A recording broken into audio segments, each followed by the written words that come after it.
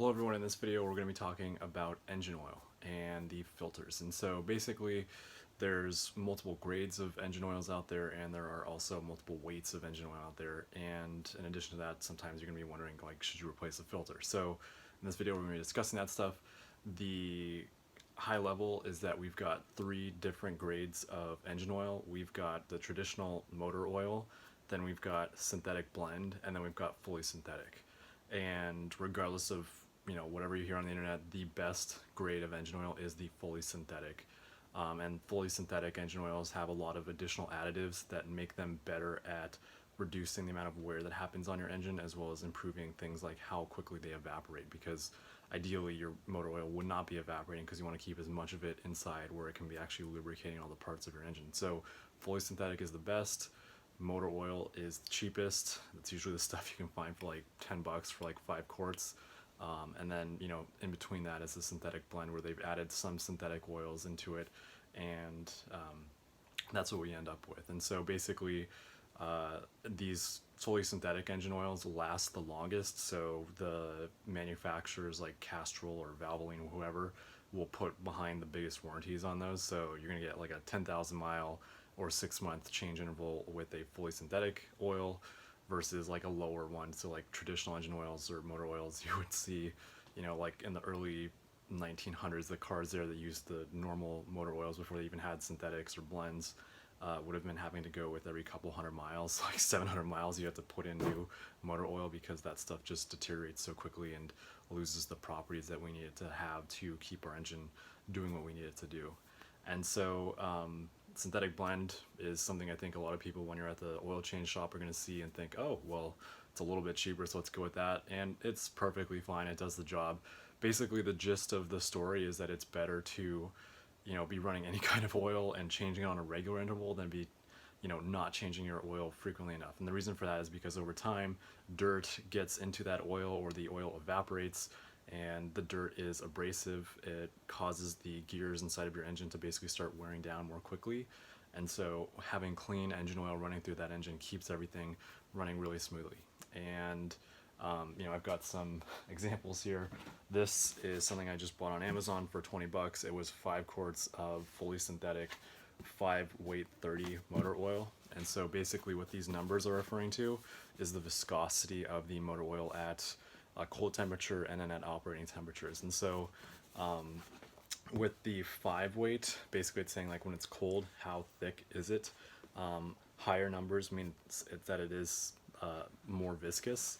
And so what that means is that it's going to be moving slower.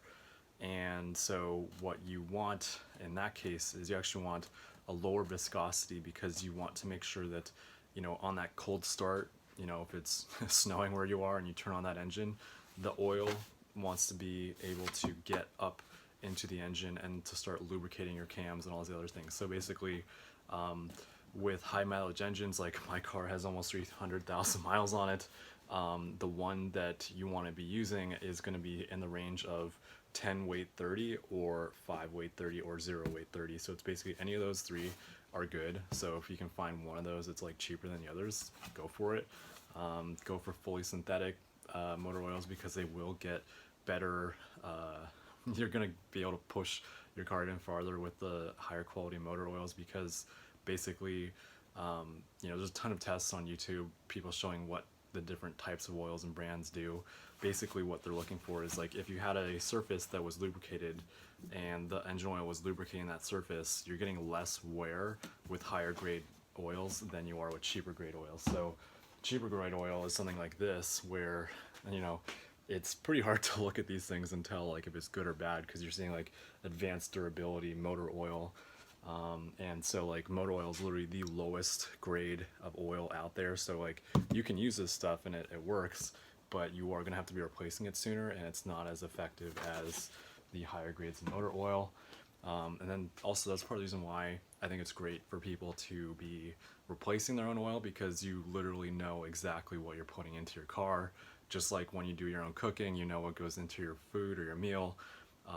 Same with this stuff. If you took this to some mechanic who, wasn't that trustworthy, they're just going to throw in the cheapest stuff they got, and you're going to take their word for it. So basically, when you do your own oil changes, you are sure that you're putting in quality components and fluids into your car to get the most life out of it that you possibly can. So yeah, so basically that's going to wrap things up. Other thing I was going to discuss briefly are these engine oil filters.